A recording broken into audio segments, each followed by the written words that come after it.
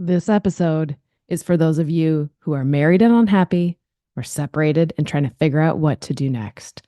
We're going to talk about the elephant in the room. I'm afraid to leave my marriage. Let's get started. Welcome to the Crazy Ex-Wives Club, a podcast dedicated to helping women navigate the emotional journey that is divorce. I'm your host, Erica, and if you're trying to figure out life after the big D, welcome to the club.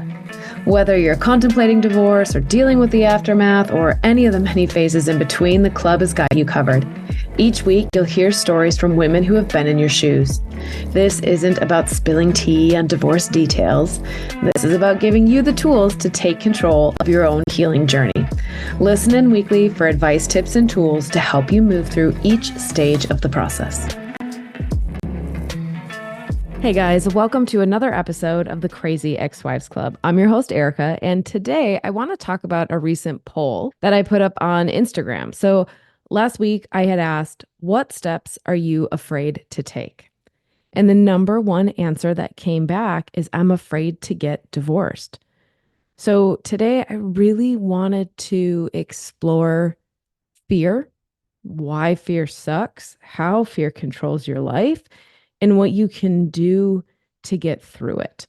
Fear in and of itself isn't a bad thing, right? Fear back in the day was the thing that told our nervous system that a threat was around. If you were living in a cave, fear kept you from blindly just walking out of the cave any time of the day, venturing on and getting eaten by a saber-toothed tiger. Fear was just a signal that your sense of security was under threat. So what happened when fear showed up? If we think back to the day of the saber-toothed tigers, when fear was a protective mechanism that kept us safe, if you felt fear, you did one of two things. You got ready to fight, you got ready to flight or run away.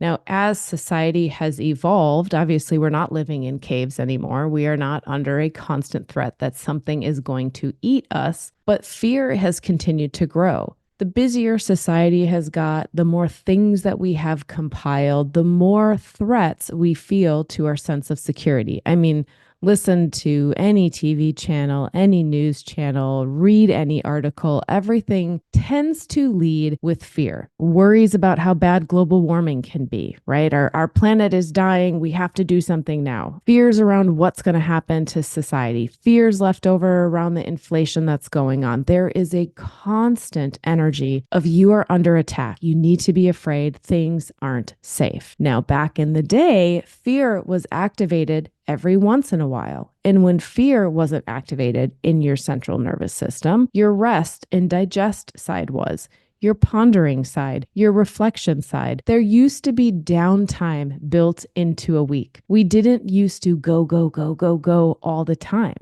Our system had a chance to decompress from that adrenaline rush, the fear that triggers the adrenaline, that moves through the cortisol, that gets our body ready to fight or flight, the stress, and then sleep and movement and eating a healthy meal and socializing with friends and resting and digesting not only the food, but the emotions and the experiences of the day. And we live in a world right now where we really don't give ourselves a lot of rest and digest time. I mean, think about, when is the last time you just gave yourself half a day to do absolutely nothing other than reflect or journal or ponder? We just don't give ourselves that time. In fact, when life gets really busy, what are the first things that we cut? We start sleeping less. We have to stay up later to get everything done. Then we throw our personal time or our gym time out the window. We don't have time to go for a walk or go to the gym or go play a sport. We don't have time to do that. We have to get the responsibilities done. We start to take away all of the aspects of our life that actually help us decompress from being under a constant state of fight or flight. And in fact, fight or flight,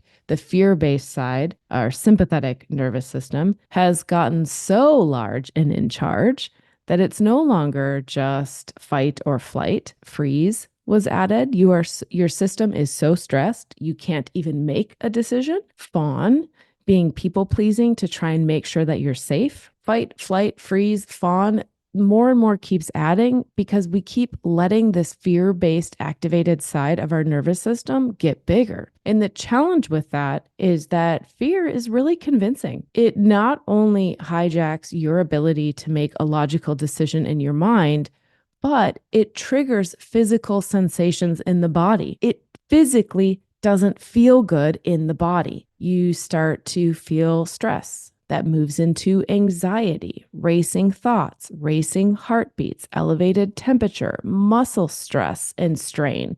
These repetitive patterns of fatigue, being exhausted, those are all physical signs of too much stress on the body. And stress is built typically from a place of fear. You know, when I did my yoga teacher training, one of the biggest awarenesses that I took away from it was that there are only two emotions in the world. There is love and there is fear. And either you're in a state of some sort of positive emotion that is rooted in love, or you are in the state of a negative emotion that is rooted in fear. Anger is rooted in fear. If you're really mad about something, have you ever reflected and continued to ask yourself why you're so mad at it until you get to the core, which is a fear? You're afraid about something. And we like to pretend that fear hasn't taken over our lives. We like to pretend that we're stronger than it. And guess what that triggers?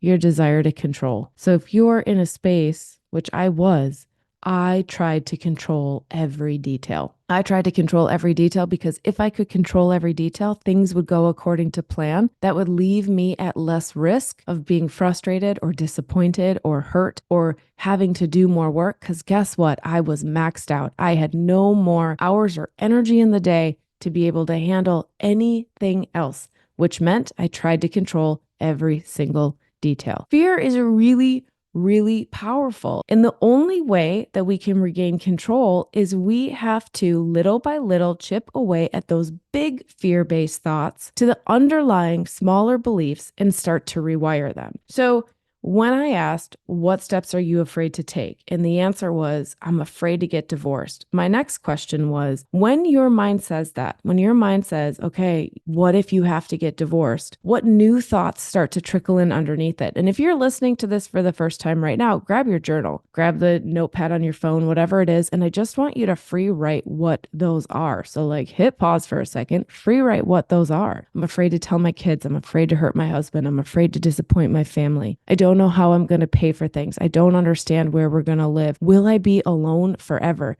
How will I ever restart? How will I be able to do my job and be there for my kids? How will I heal my broken heart? So many smaller fears are laying underneath that big fear. And to be able for you to find an answer, for you to be able to decide, do I stay or do I go? You have to make the decision from a clear space, a loving space, so that it is not being controlled by fear. Now, I do want to say that I am not pro-divorce. Even though I am divorced, even though I help other women get clear on what they want, divorce is hard. Divorce, it sucks in a lot of ways. And sometimes it is the right answer. Sometimes there's too much hurt. Sometimes there's too much history because it takes work to clean things up. But to find out if it's the right answer for you, you need to clear the fear. You need to regain control because the reality is that when fear has control, it is actually lining up all the other thoughts. And it starts with one little thought. Well, I'm actually really worried how my kids are going to handle this. And it quickly spirals into what if they have to change schools? What if they have to find new friends? What if they hate me? How am I going to afford this? How am I going to get them to and from school? Because that's what my husband does. All the fears start to line up right behind it. What you're looking for is to calm your central nervous system so that you can start to receive what I call inspired action. And I'm sure you've heard other people talk about this. Inspired action are those little brilliant ideas that show up, right? They're the little, oh, what about this? Or, ooh, this is an interesting thought. I want to think about this or I want to research this. Those are the inspired actions. The universe, your inner guidance, a God, whatever you believe in, is always trying to lead you to the best solution for your life. But we get in the way of it. We try and control what we think the best answer is. And we do that because of the emotions, because of the experience, because of the pain that we have had in our lives. So, to get to inspired action, we need to calm your central nervous system so that you can hear those little inspired thoughts as they percolate in your mind. You can take action on them.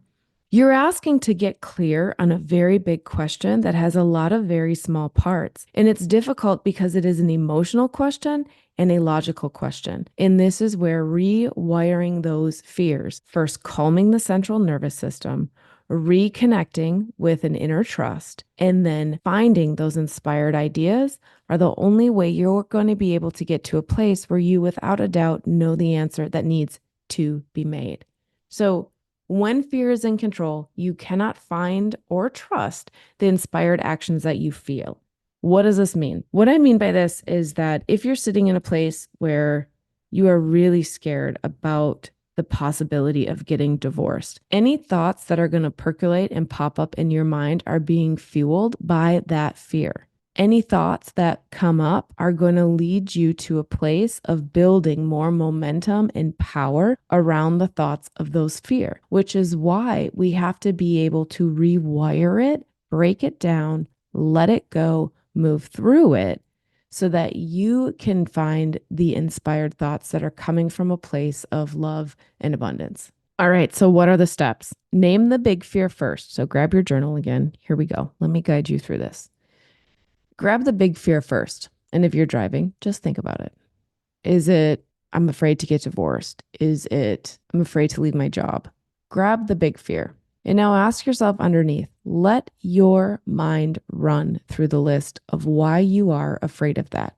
Find all the little smaller ones, like, I'm afraid this is going to hurt my kids. The work to rewire your fear is being able to take those smaller individual fear-based thoughts and challenge their validity. I'm afraid this is going to hurt my kids. First step, acknowledge that. Yeah, that's a really valid fear. I am afraid that divorce is going to have a lasting impact on my kids. 2, challenge it. Do I know that this is absolutely going to hurt them?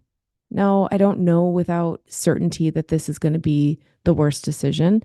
Do I know other ways or other kids that have been divorced and have gotten through it? Yeah.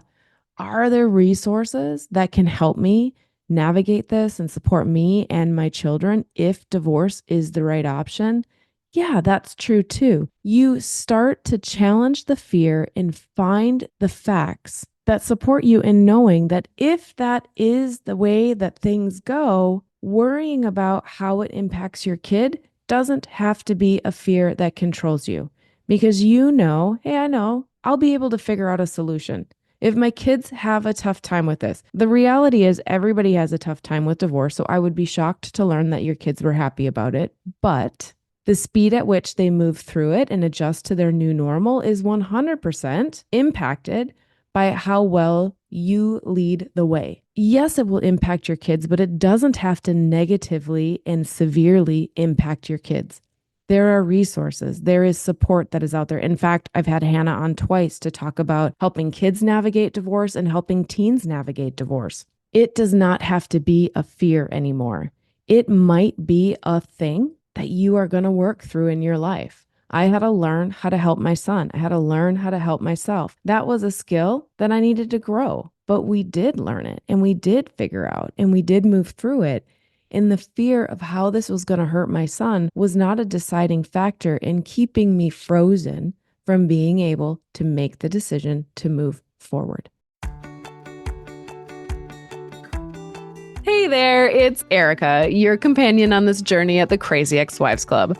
I want to make sure that you're aware of all the tools at your disposal as you navigate through this chapter of your life. First off, head over to the website, thecrazyexwivesclub.com. Take the Finding Your Way Forward quiz. It's designed to give you personalized insights, key behaviors you can start doing right now, and it won't cost you a thing. Then, if you're looking for a bit more support, check out services. There are on-demand resources, there are coaching programs, and there are other support options to help you in your healing process. I value having you in this community, being a weekly listener, and sharing it with those people in need. So thank you for walking this path with me together. All these fears are serving to keep you elevated and stuck in your nervous system in that fight or flight or freeze side of how you are handling things. Grab each small thought one at a time. Challenge its validity. Am I really going to be alone forever? I feel like I'm going to be alone forever. I remember on a Friday night, my son was at his dad's. I couldn't get a hold of any of my friends.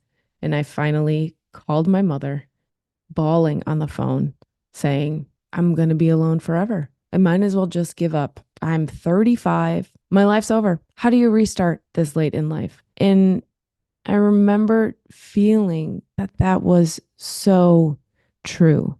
There was no way you were going to be able to argue with me that my life was not over, that the dreams, the goals, everything was done. Throw it out the window. I can't restart because the emotions and the fear was so big. It was everywhere in my body. I'm crying. My heart is racing. I can't catch my breath. First, I had to calm my nervous system, which meant I had to activate that rest and digest. So one of the things is cry it out. Cry it out because there's so much momentum built at that point that it is harder to try and regain control of your emotions. Cry it out, crash at the bottom. You know how it feels when you're done really crying it out and you just feel so relaxed and exhausted at the same time. You've worn out all the energy. Then start to soothe your system. Deep breathing. Lay on the floor, put your hand on your belly, breathe in and out. 5 deep breaths is all it takes to help to activate the parasympathetic nervous system, the rest and digest. You can't tell the anxiety to go away. You can't tell your heart to beat slower. You can tell your body to take a breath, a deep, slow breath. When my anxiety was really bad, I use a tool called the Shift. It's a little breathing tool. I will tag it in the show notes for you. But my anxiety was racing so hard that I couldn't even tell myself to take a breath. This tool helped me to reconnect with my breathing, which triggers the parasympathetic nervous system, which helps with the rest and digest, right? Which calms the fears. Once you've activated the parasympathetic nervous system, once you've regained control over the physical sensations in your body, it's easier to now regain control over the thoughts in your mind. So now, oh my gosh, okay, Erica, take a deep breath. You're not going to be alone forever. Your life is not over. You're mid-30s. You're not 80. There's a lot of time left. It just depends how you want to rebuild it. But when fear is in control, you cannot find the solution. When fear is controlling you, it becomes such an overwhelming, uncomfortable sensation in the body that it drives you to take any action. And if you take action from a place of being afraid or being angry, that is motivated versus inspired. Motivated action typically makes things messier because motivated action is you showing up again with this desire of, I can figure it out. I can do the heavy lifting. I can control this. When in reality, we can't. We are so locked up in our mind and the fear and the anger and the hurt and the pain that we don't know if we should stay or if we should go. And that's what creates that like Tasmanian devil feel, right? That you just are spinning in a corner and you can't ever move forward. So if that is you, if you're sitting in a place where fear has taken over everything, what you want to do is calm your central nervous system and start to look for that inspired action. It is these two pieces. You have got to start there. You cannot get to the solution of yes, you need to go or yes, you need to stay, because guess what? Either of those decisions is the beginning of the journey, not the end. The beginning of the journey, the beginning of the work, the beginning of the healing, the beginning of starting to create the plan to move forward. Whether you stay or go, you will still be creating those plans. So we've got to get to a place where you can make that decision confidently. And fear will fuck you up every time. I often talk about the fact that fear is my second favorite F word. Second favorite 4-letter F word, to be exact. I absolutely love breaking down fear because it owned me. You guys, it owned me. I was afraid to go to a new restaurant because most of the foods that I ate would make me sick afterwards. I was afraid to play a sport because what if I looked silly? I was afraid to go camping because what if there were no showers or, what if my hair looked bad? I was afraid of some of the most stupidest things. And I didn't even realize it. I didn't even realize how much fear had seeped into every aspect of my life. I thought I just didn't like these things. I thought I had the correct answer. And divorce gave me the ability to go back and retry all those things. I committed to figuring out who I was because I didn't know. Fear had been this outer shell that had controlled all of my decision making and all of the actions that I was taking. And I didn't know who I was underneath. So now that I had walked through the biggest, scariest thing in my life, I had decided without a doubt that the best answer for our family was divorce, that we no longer wanted the same things, that we weren't coming from the same place, and that we weren't both able to put in the work that was going to be needed to come back together. When I knew that without a doubt, I knew divorce was the right option. I had already gotten through the biggest fear of my life, which was that my marriage was going to fail and I was going to be alone. And it gave me the ability to go back and be like, you know what? I've always said I don't like beer. Let's go try it. Let's just go try going to breweries and different beers until guess what? I found one that I did like. Or let's try camping without any care or concern on what I look like. Now, remember, you guys, 20 years in the beauty industry, hair, makeup, these were daily pieces of my life. And they were all pieces that, oh, what I can't wear my hair like that or blow dry my hair every single day when we're camping. Okay. So it sounds real silly. I get it. Coming from the other side of it. In the moment, it was all consuming. Afterwards, it's so damn silly because nobody cares what you look like when you're camping. You're just supposed to be having fun. Anyways, I digress. Divorce gave me the ability to go back through and really figure out who I am without fear guiding what I'm going to do. Fear that you need to have a certain family, fear that you need to live in a certain house, fear that you need to make a certain amount of money, this keeping up with the Joneses. All of it is gone, but it's gone when you learn how to challenge fear. And that's literally how I think of it. Even today, fears will show up in my life. Selling my house created a lot of fear. And when it showed up, I did the same process. First, I acknowledged that that was a fear-based thought. Okay, Erica, you're scared about something right now. What is it? Then I let my mind create the list of all the little pieces that I was afraid it was going to create. And then I called it out and I said, that's bullshit.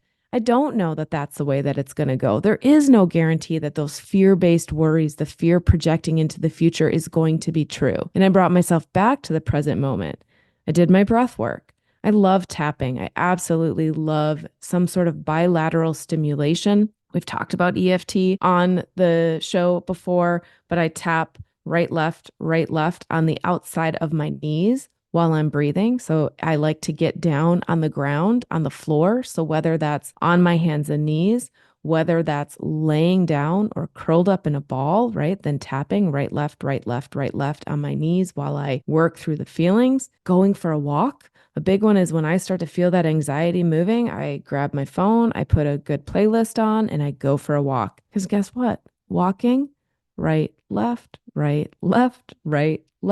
There is something to this right left bilateral stimulation, you guys. When that worry, when that anxiety hits and it starts to spiral, it's like a little pinball. It's the pinball, the pinball, we pull it back. The ball is the emotion. We let it go in the machine. The worry, the fear, the anxiety, those are those crazy balls that get stuck in the corner. And they have a mind of their own. They continue on their own. You don't need to use the paddles to keep them going. You don't need to add more fuel to the fire, more momentum, more energy. It is running. That's fear.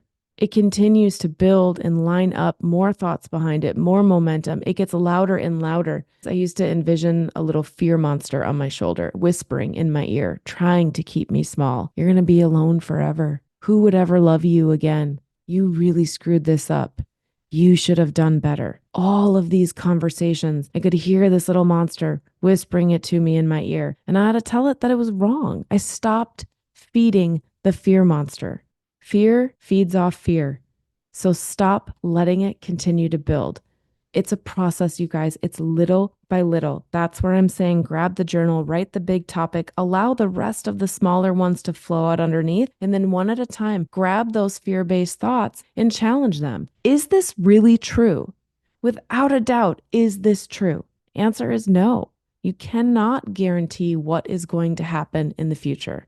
You might know what patterns have consistently shown up. You're afraid that your ex is going to make the divorce really difficult. Do you absolutely know that? No. But do you know that he has a history of fighting and being frustrating and not working with you? For sure. Now, that's an old pattern and an old belief system, but guess what? That also triggers you to act a certain way around him. All these fears can be challenged. They can be challenged. You can regain your inner knowing so that you have that space for the inspired action, the inspired thought to show up. You're really worried your husband's going to make the divorce really difficult. You work on calming those fears. You own it, you acknowledge it, and you open yourself up to another alternative. And oh my gosh, you're introduced to perhaps a mediator who is really skilled at working with someone like your husband. Or you are introduced, maybe there's a therapist, maybe you find a book, maybe you find a page. Those are the inspired actions and the inspired thoughts. And that is a power greater than you trying to support you in where you're trying to go. But we cannot hear those little moments until we calm the fear and regain control over our bodies. So until next week, you guys, take some time to reflect on your fears, really start to challenge them. If all you get through is, oh, that thought, that's a fear-based thought, and then acknowledge it, yeah, that sucks. That's step one. And that is changing the pattern. That is changing what is happening in your body to stop it from continuing to build. Stop running from your fear. Face it. Stare it down. And tell it to fuck off, because ain't nobody got time to be living a life based on fear. I love you guys. I'll be back next week, and I cannot wait to see what amazing guests we have in this season. And that's it. Another great episode of the Crazy Ex-Wives Club, a podcast for women learning how to heal from their divorce. Tune in next week for more advice and tips to help you figure out life after divorce. And until then, give yourself grace, do the best you can, and know that this is all part of the process.